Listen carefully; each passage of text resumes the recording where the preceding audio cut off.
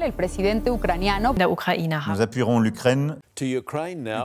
Ukraine. L'invasion de l'Ukraine par la Russie a débuté le 24 février dernier. Cet événement bouleverse la géopolitique mondiale, mais aussi la campagne présidentielle française. Le conflit en Ukraine est au cœur de toutes les questions dans les médias, mais aussi sur les réseaux sociaux. En France, avec l'élection présidentielle qui approche, la guerre et la position vis-à-vis de la Russie deviennent un sujet de campagne central. Elle oblige notamment certains candidats à jongler avec les arguments.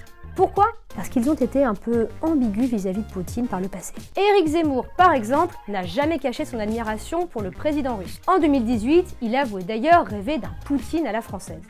Je dirais que Poutine ressemble beaucoup, il aurait pu être français. C'est-à-dire qu'il prend un pays qui a été un empire, qui a été une grande puissance et qui est un empire en déclin et il essaye de le redresser. Vous voyez, on a connu ça après 1815. Vous rêvez d'un Poutine français ?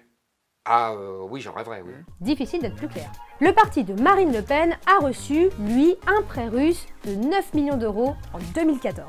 Et surtout, les deux candidats ont pendant longtemps relayé la propagande du Kremlin en expliquant que l'ennemi, c'était les États-Unis et que Poutine avait été agressé.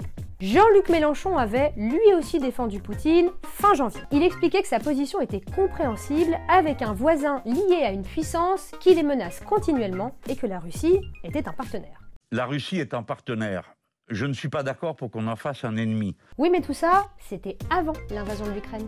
Depuis, la quasi-unanimité de la communauté internationale s'est rangée du côté des Ukrainiens. La politique de Vladimir Poutine est vivement condamnée.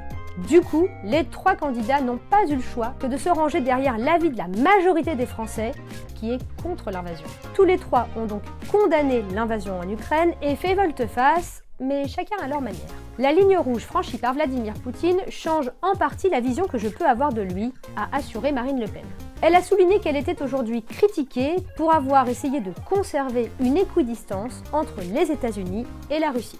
Et Éric Zemmour a lui expliqué qu'il n'a pas cru que Vladimir Poutine franchirait cette ligne rouge. Il ajoute « Le coupable, c'est Poutine, mais le responsable, c'est l'OTAN, qui n'a cessé de s'étendre ».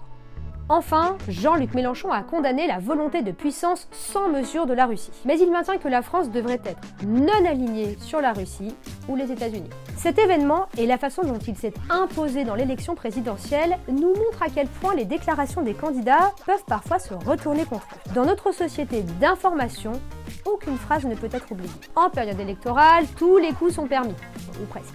Alors, méfiez-vous de ce qui circule et conservez vos bons réflexes. Informez-vous, recoupez vos sources, ça vous permettra d'y voir plus clair.